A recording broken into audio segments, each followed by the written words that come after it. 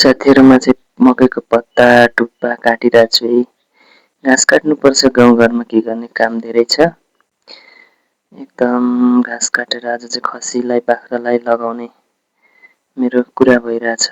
साथीहरु के गर्दै हुनुहुन्छ? र म चाहिँ यहाँ सब्जी पकाउन रेडी गरिरहेको छु र डब्बीमा बेसार र जिरा एड गरेको छु अनि आफ्नै घरमा गाउँघरमा फलेको अर्गानिक तिते करेलाको सब्जी र आलुको सब्जी बनाउन गइरहेको छु। हेर्नुहोस् है त कस्तो हुन्छ भरेसम्ममा।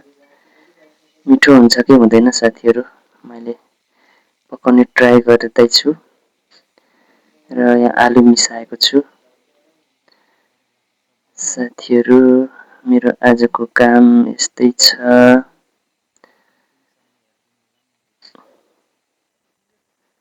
ठुक्क मेरो जिन्दगी, लुगा धो आफै, सब्जी पका आफै, घाँस काट आफै। के गर्ने हो, जिन्दगी पनि खत्तम छ यार।